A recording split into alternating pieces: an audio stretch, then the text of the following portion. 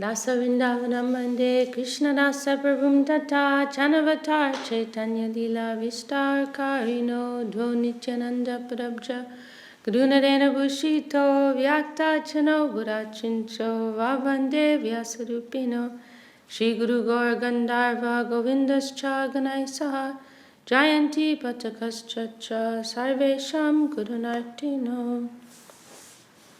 Okay, so we have reached chapter 8, very beautiful chapter, Sri Chaitanya Charitamrita. So in these first 7 chapters of the Adi Lila, the first 14 verses of the first chapter, they're being expanded upon. And now from here, chapter 8 to the end of the Adi Lila, moving on to other topics. And this chapter is very beautiful, describing how Kaviraj Goswami received this is all still the introductory section of Chaitanya Charitamrita. So here Kaviraj Goswami is describing how he received as it says here, the order of Krishna and Guru, how he came to write Chaitanya Charitamrita. It wasn't his own initiative, but it came as a descending will. First he was requested by the Vaishnavas of Vrindavan, and even then he was still hesitating, and he prayed to the deity of Madan Mohan, and he received the blessings of Madan Mohan, and then he came to write. So anyhow, we will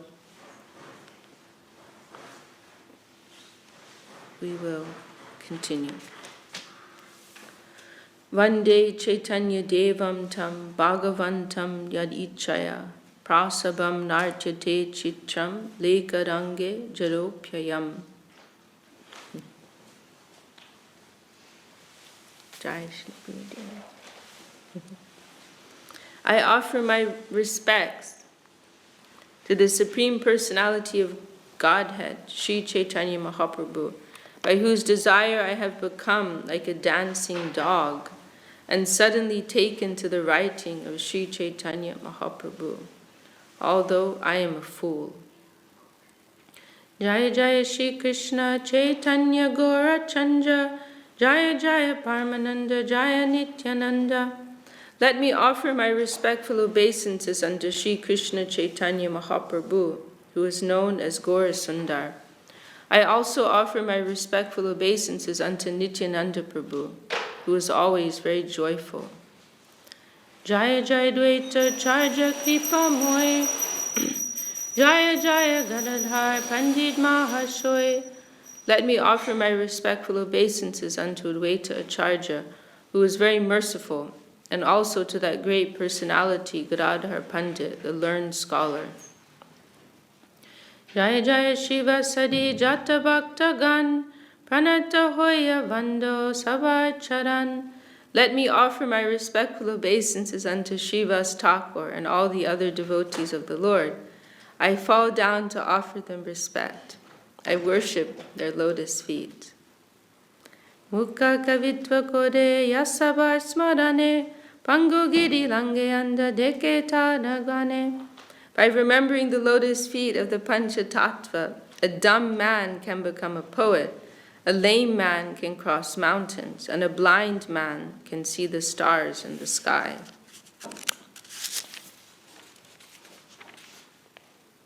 He sabna mane jay pandit sakal, tasabar vidyapata beka kolahol. The education cultivated by so-called learned scholars who do not believe these statements of Sri Chaitanya Charitamrita is like the tumultuous croaking of frogs. He sabna mane jeba kore Krishna Bhakti, Krishna kripa nahitare nahitar gati. One who does not accept the glories of the Panchatattva, but still makes a show of devotion to Krishna, can never achieve the mercy of Krishna or advance to the ultimate goal. Ch.Ch. Jarasandha Adi Rajagan, Veda Dharma Kori Kore Vishnur Pujam. Formerly, kings like Jarasandha, the father-in-law of Kamsa, strictly followed the Vedic rituals, thus worshipping Lord Vishnu. Krishna nahi mane tatte daitya kore mani, Chaitanya na manile taiche daitya tare jani. One who does not accept Krishna as the Supreme Personality of Godhead is certainly a demon. Similarly, anyone who does not accept Sri Chaitanya Mahaprabhu as Krishna, the same Supreme Lord, is also to be considered a demon. Morena manile sab log hobe nash, iti lagi kripandra Prabhu korilo sanyas. Lord Sri Chaitanya Mahaprabhu thought, unless people accept me, they will all be destroyed. Thus the merciful Lord accepted the sannyas order. Sannyasi bujya more koribe namaskar, tatapi kandibe duk paibe nishtar. If a person offers obeisances to me, even due to accepting me only as an ordinary sannyasi, his material distresses will diminish and he will ultimately get liberation. Eno kripa moe Chaitanya nabaje je jan, sarvotam hoilao tade asore ganan.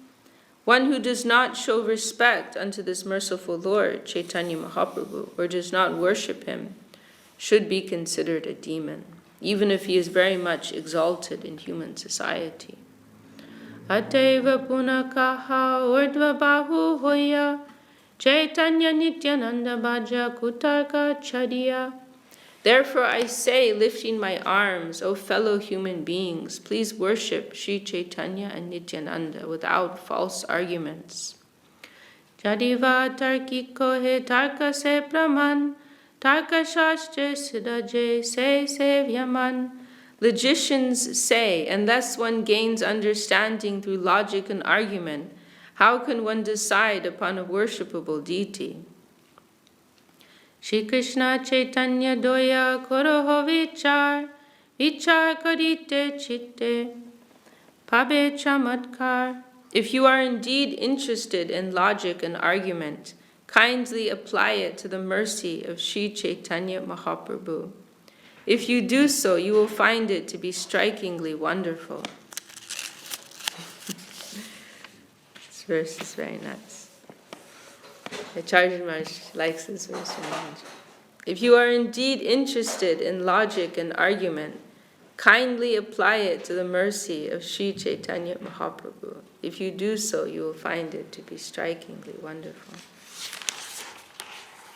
There is no logic there. This is a plane beyond reason, calculation. This is the plane of love and mercy. This is a higher type of truth.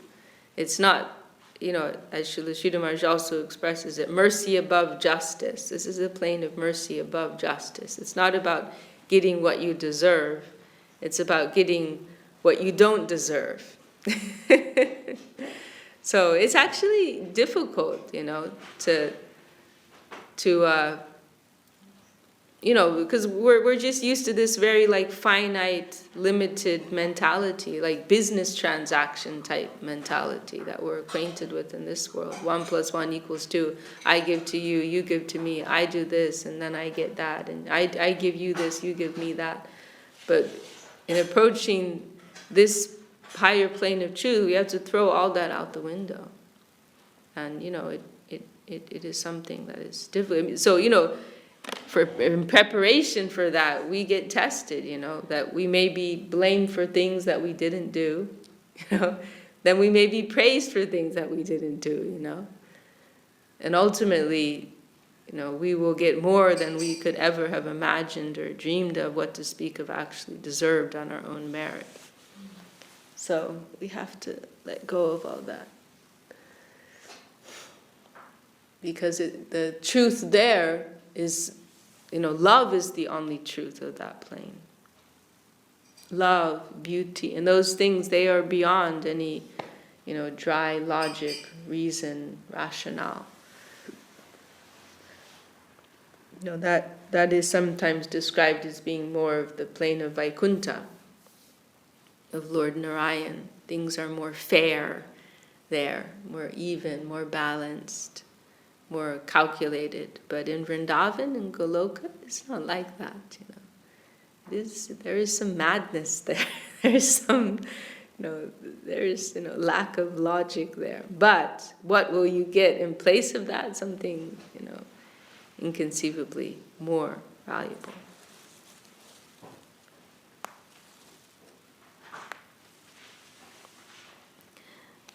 So, Raghunath Das Goswami says that if you can't appreciate the nature of that plane of Goloka, Vrindavan, that is based on love, beauty, on all these things, you will be thrown down to Vaikuntha. Such high things. Bahujanme kore jadi shravan kirtan, tabotana pai Krishna pade premadam. If one is chanting, this is quite an important verse, that if one may, for many lifetimes, bahu janma, for many births, one may engage in shravan kirtan, hearing and chanting, but if they are chanting improperly, if they're chanting with an offensive mentality, then they will not get the treasure of Krishna prema. Tabe tana pai Krishna pade premadan. Because it's not a lip exercise, it's not a movement of the lips.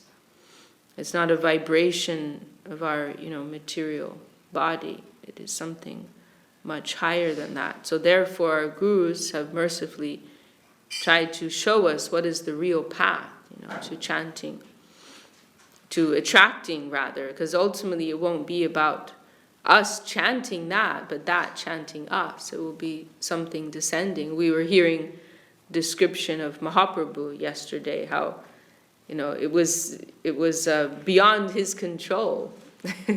That holy name descended within him. Of course, he is the holy name personified, but that was his presentation of things, and that is the real process. That holy name will descend, that holy name will dance on our tongue. It's not that we will vibrate that, but that name is super subjective to our own existence. So therefore we have to find, how can we attract that name to descend within our hearts? It is not just a matter of vibrating some syllables. Jnanata sulabha muktir yagyadi punyata seyam sadhana sahasrer hari bhakti sudorlabha. By cultivating philosophical knowledge, one can understand his spiritual position and thus be liberated. And by performing sacrifices and pious activities, one can achieve sense gratification in a higher planetary system. But the devotional service of the Lord is so rare that even by executing hundreds and thousands of such sacrifices, one cannot obtain it. That's the thing. Like in other practices, you can do something and expect a particular result. But when it comes to bhakti, it's not like that.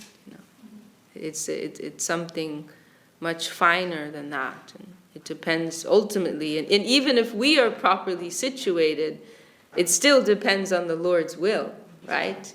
We can be perfectly doing our sadhana, perfectly, continuing with our heart adjusted with the proper devotional principles and mood. However, ultimately, that bhakti, that is independent, and she'll come if she wants to come, if she chooses to come, when she chooses to come. As Srila Sridhar Maharaj says, all rights reserved. It's not that we can do some particular thing to ensure this particular result. It doesn't work like that. So it's quite we really have to completely readjust our whole, way of thinking and approaching this. That it's all descending, it's all dependent on what comes down to us.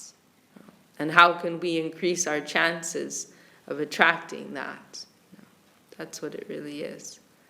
There's a nice example of the lightning. Yeah, the lightning rod. I think Tyagi Maharaj gave that, right? If you get struck by lightning, you go to the highest hill and scream. The possibility of lightning hitting you. Or you can put a lightning conductor, right? Yeah. And then you can, it traps, you know, you're trying to like localize the lightning. So yeah, that's basically what we're doing with our devotional practices. We're making the chances more likely, you know.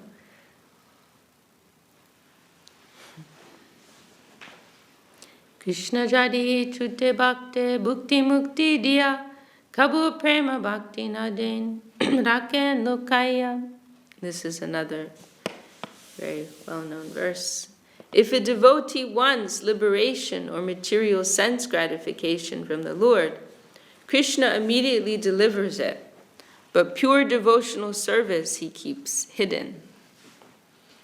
So what the verse actually says here is that if Krishna is trying to evade a devotee, then he will give them some mukti and bhukti, you know, like as a distraction, you know.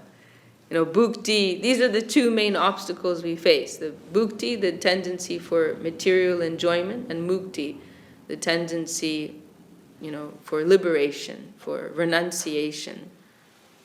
Exploitation and renunciation. These are the two main obstacles that we face. So Krishna, because Krishna is not so quick to hand out Krishna Bhakti. This is a serious thing.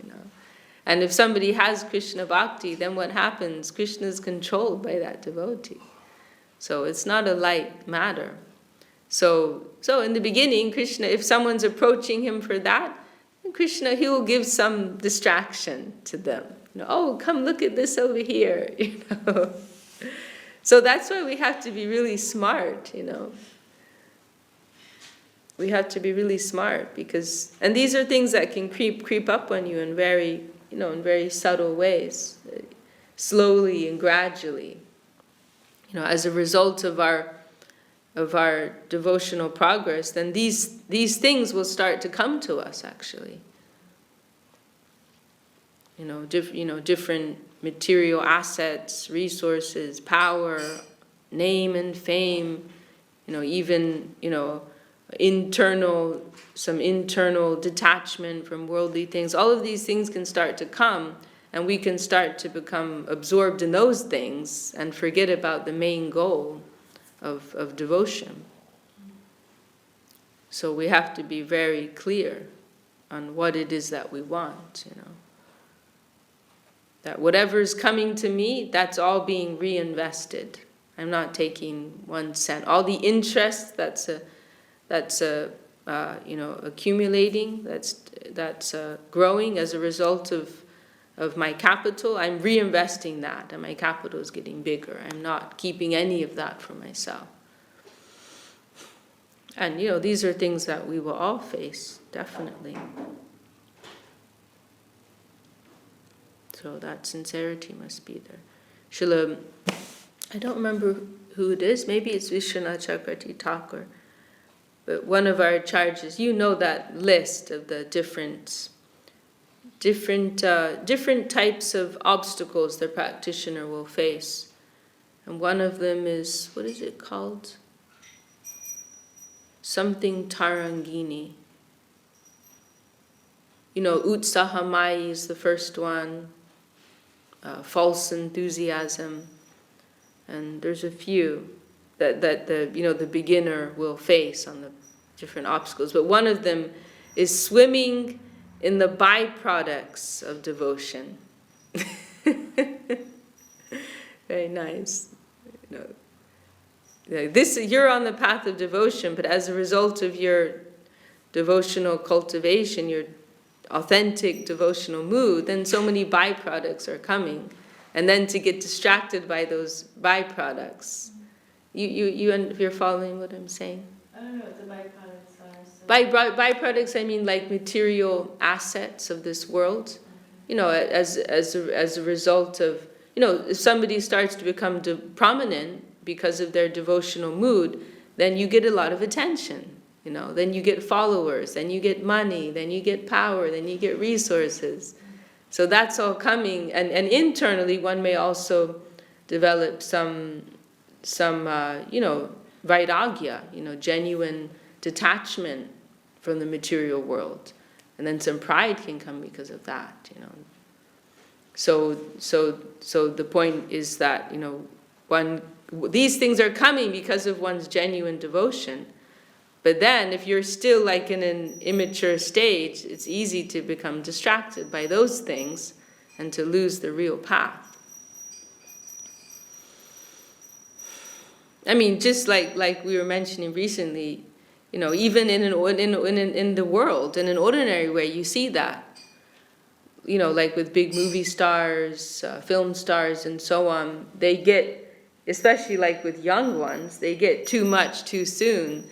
And then they lose their head, they become addicted to drugs and alcohol. They spend all their millions on like silly things, and then they end up in jail. I mean, there's like extreme cases, some potency is there, which isn't our own actually. But then it becomes like a type of intoxication. We can't handle it. We're not handling it properly. We're starting to consider our own thing and forget that it's something that has descended. Well,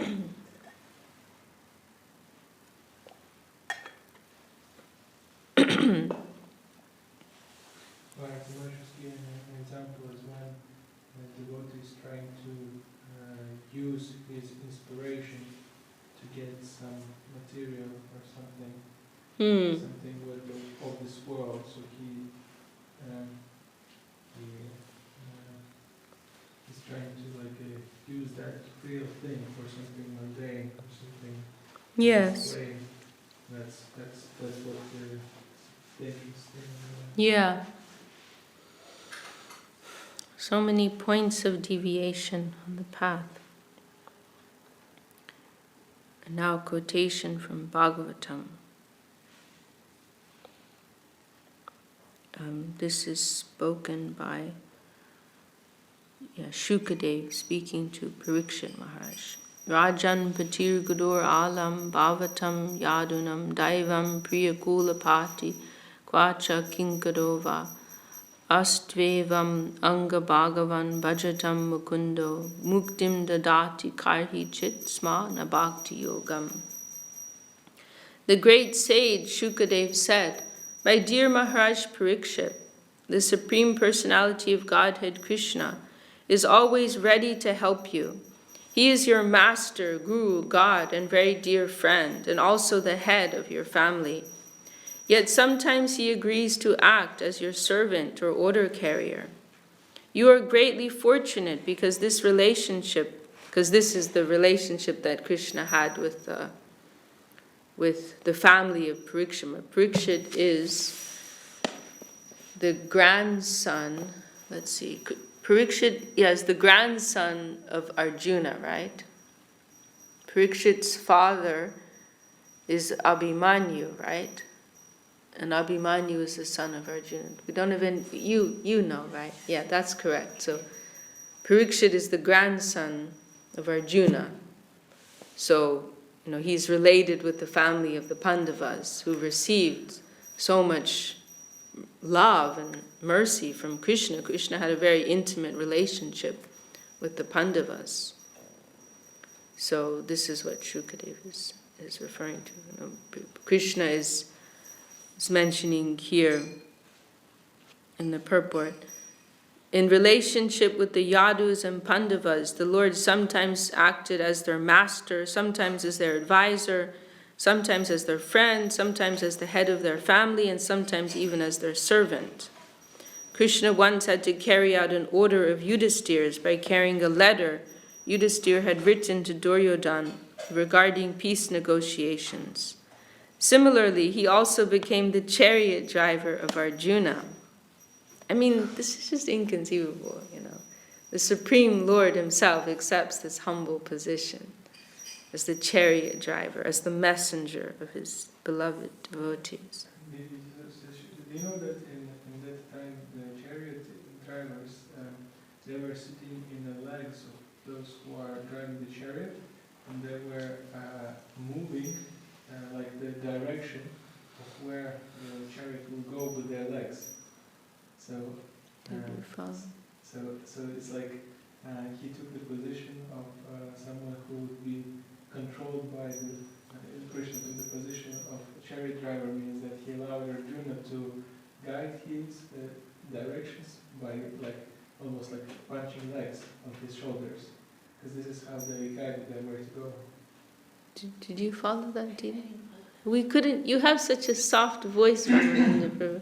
No, I'm saying that in previous times, when chariot driver is taking a chariot somewhere, the person who is in the chariot, he used to guide the chariot driver where to go by tapping them with their feet.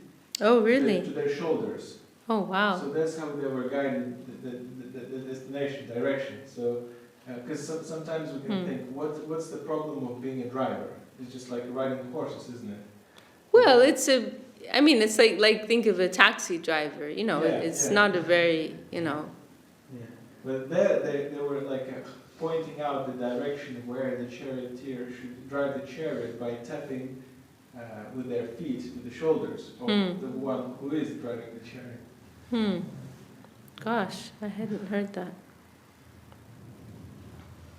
Okay, I'm going to start this verse from the beginning. My dear Parikshit Maharaj, the Supreme Personality of Godhead Krishna is always ready to help you. He is your master, guru, God, and very dear friend, and also the head of your family.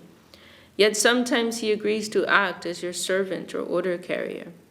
You are greatly fortunate because this relationship is possible only by Bhakti Yoga. The Lord can give liberation, mukti, very easily, but he does not very easily give one Bhakti Yoga because by that process he is bound to the devotee. Eno prema Shri Chaitanya dila jata tata jagai madai paryanta anye ka kata. Lord Sri Chaitanya Mahaprabhu has freely given this love of Krishna everywhere and anywhere, even to the most fallen, such as Jagai and Madai. What then to speak of those who are already pious and elevated?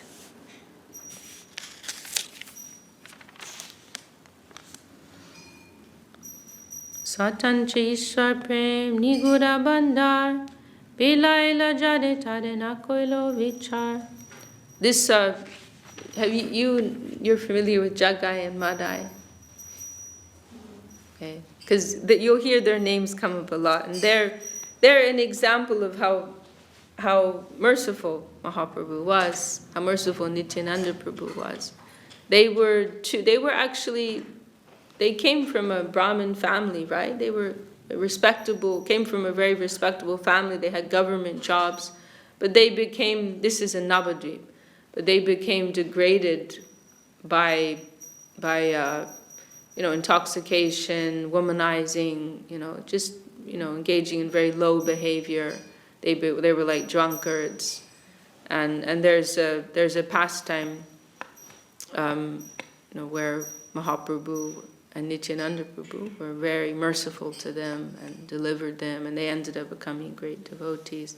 So sometimes they're mentioned like as an examples of very fallen persons that the Lord rescued.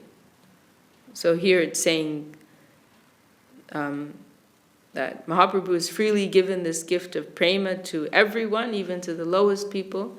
So what to speak of qualified people, pious people, good people, they must get this.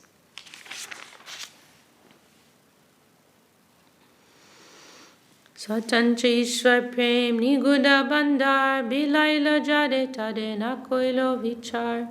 Sri Chaitanya Mahaprabhu, as the Supreme Personality of Godhead himself, is fully independent. Therefore, although it is the most confidentially stored benediction, he can distribute love of Godhead to anyone and everyone without consideration.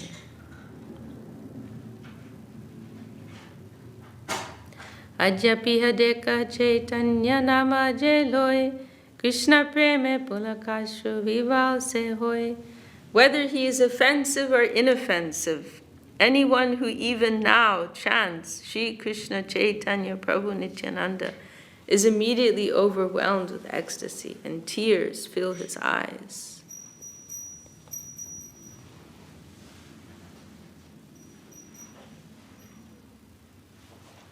Nityananda bolite hoy, Krishna prema doy, olai sakalanga ashuganga vai.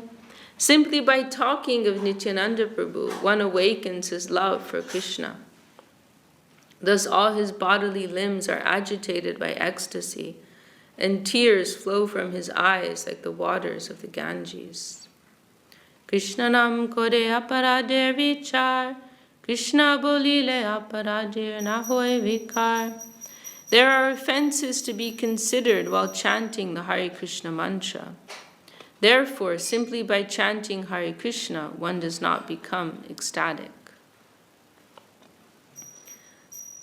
Quotation, Tad ashma shadam hridayam bhatidam yad griyamanir hadinama deyai na vikriyetata yadavikado nitrijalam gata ruheshu harsha. If one's heart does not change, tears do not flow from his eyes, his body does not shiver, and his bodily hairs do not stand on end as he chants the Hare Krishna Mahamantra, it should be understood that his heart is as hard as iron.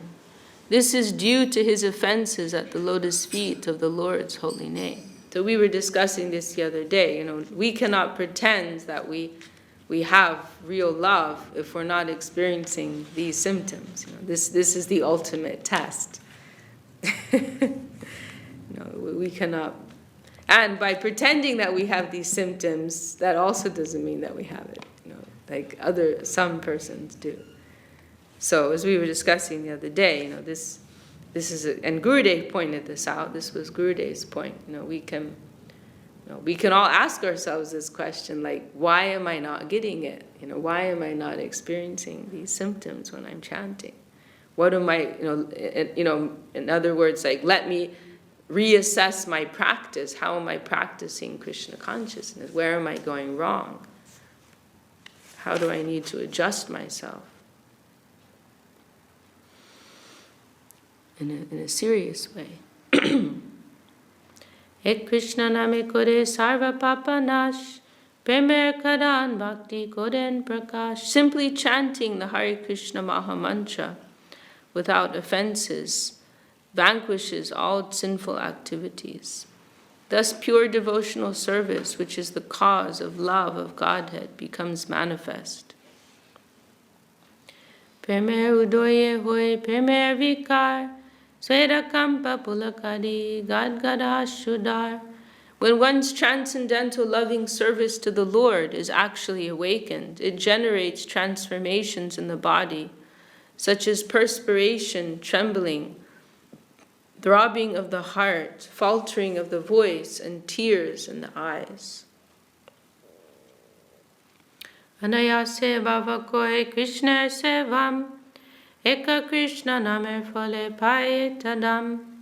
As a result of chanting the Hare Krishna Mahamantra, one makes such great advancement in spiritual life that simultaneously his material existence terminates and he receives love of Godhead. The holy name of Krishna is so powerful that by chanting even one name, one very easily achieves these transcendental riches. Heno Krishna nam jadi loy bahu bar, tabu jadi prema nahe ashudar, tabe jani aparad tahate prachur, Krishna nama bij tahe nakode ankur. If one chants the exalted holy name of the Lord again and again, yet his love for the Supreme Lord does not develop, and tears do not appear in his eyes, it is evident that because of his offenses in chanting, the seed of the holy name of Krishna does not sprout. Chaitanya Nityanandena hi e sabichar, nam loite prema den vahe ashudar. But if one only chants with some slight faith the holy names of Lord Chaitanya and Nityananda, very quickly he is cleansed of all offenses.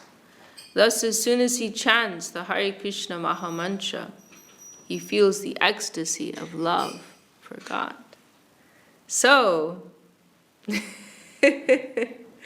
Gurudev asked Srila Sridhar Maharaj about this.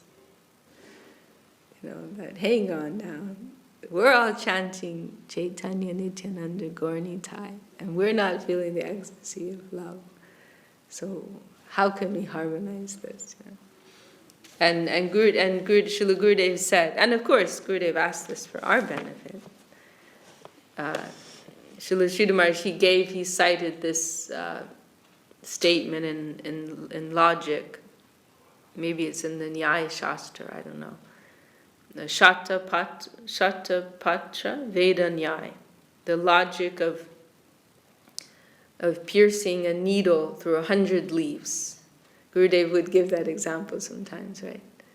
That if you have a bunch of leaves and you put the needle through, then it's like a matter of 1 second, right? You'll say, oh, it went through, you'll say it went through instantly, right?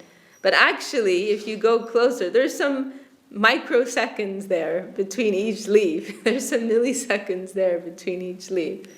So in the same way, now we've received the connection, we've chanted those names, then in one way you can say we're already there. But on the other hand, there will be some small amount of time. And that time is actually very negligible. If we're thinking, as Gurudev would say, in terms of the Ananta Kal, in terms of unlimited time, then even 1 lifetime, 2 lifetimes, that's a very small thing. If we think of our existence within eternity, then, what is a few lifetimes actually? It is a small thing. So in one way you can say, we've already got it, our success is assured. We've received those names, we're chanting those names, then we must get it. But there will be some, it's like if someone receives acceptance at university, it's assured that you'll get your degree, right? You do your studies, you do your homework, etc., and you'll get a degree when you finish. There's some assurance there. So in one sense you can say it's just a matter of some time, 3 years, 4 years, like that.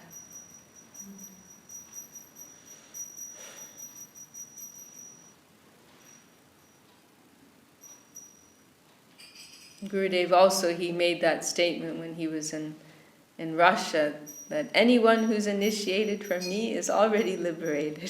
He said that once in darshan in Russia, and he said, I know you're all doing some nonsense, but you have connection with Guru Maharaj, and for Guru Maharaj that is nothing. It's just a matter of some time. That's all. And the real thing actually is whether we stick to the path. The real thing comes down to whether we want it, actually. If it's what we want. Gurudev also said that anyone who will stay in this line, who can stay in Guru Maharaj's line, they must get the service in the camp of Lalita Devi, like that, Lalita Saki, under Rupa, Sri Rupa. Anyone who can stay in Guru Maharaj's line, they must get that. So that's the question, can we stay in the line? And do we want that? If we can continue on the path with faith in our gurus, then so much is waiting for us. It is our inheritance. Now we are minors, but our inheritance is there when we come of age.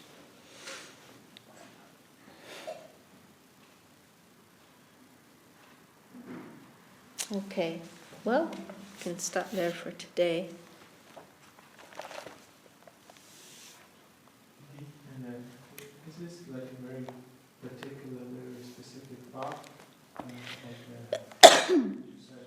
there's a lot of different organizations which are also practicing Vaishnavism, but then their final destination is something else.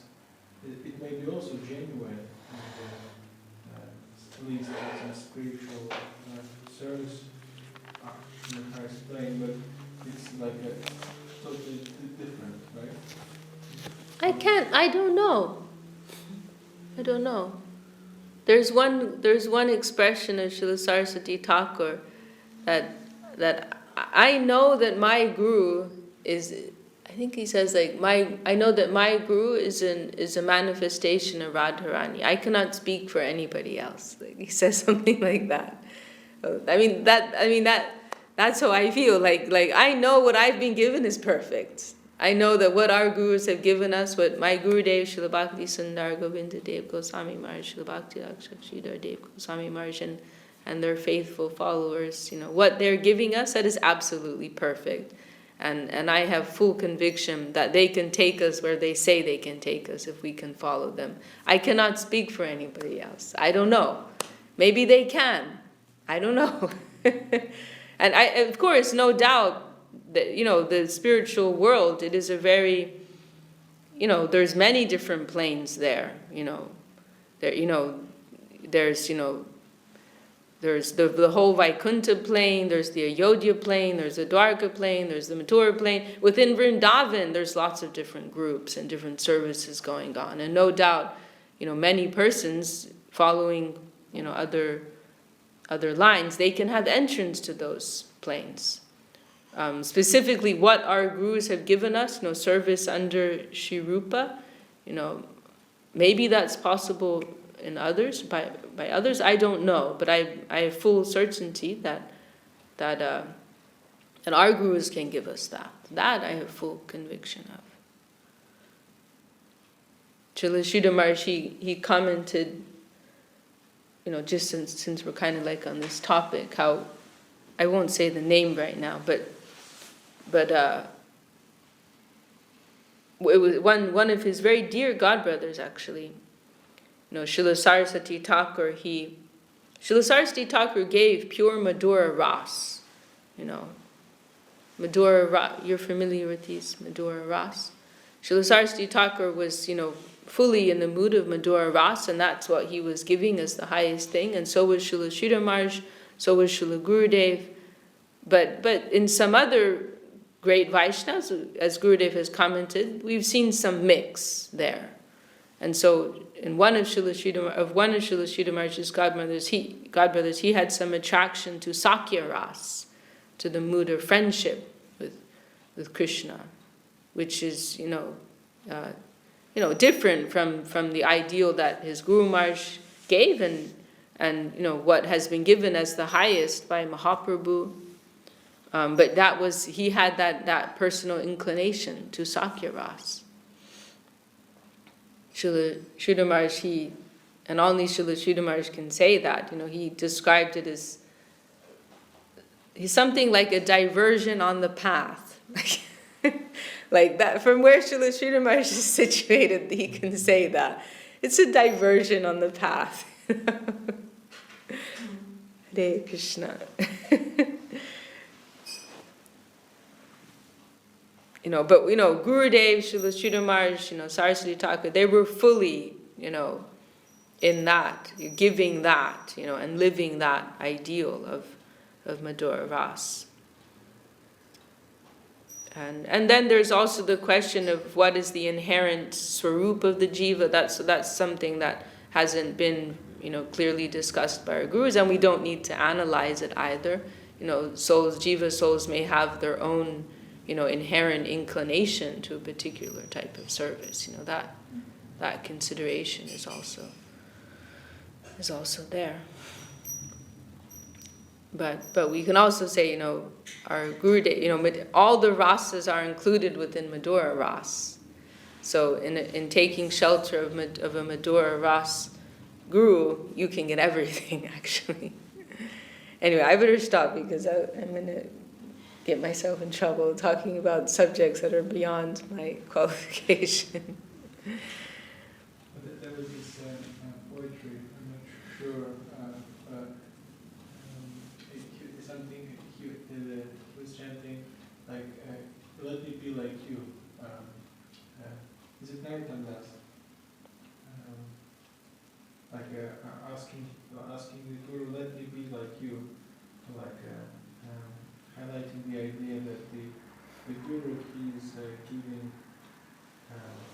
a certain inclination to the disciple, or gives him a certain form, like the relationships with Guru and his mercy and his guidance. This is something which shapes that internal thing which takes the soul further. I'm not really following. I'm not following you. Is anyone else following? I'm not following. The relationships with the divinity is something what the form of relationships with Jiva is having with the divinity in the future is something what Guru helps Jiva to establish. So Yes, that is true, but the jiva also has their individuality as well. It's not anything black and white, like that example is given of the disciple as the lotus flower in the water of Guru and with the sun of Krishna giving nourishment. There's a what do you call it? There's a whole relationship. There's different elements, different factors here. And there is some element of individuality, definitely. There's all of these. You can't minus anything from this equation. Can't minus Krishna. Can't minus Guru. They all have some part to play there. But yes, what you said is true. Yes, that connection with Krishna is indispensable. That connection with Guru is indispensable. Without the grace of Guru, we don't have anything. Yes, that is true, of course.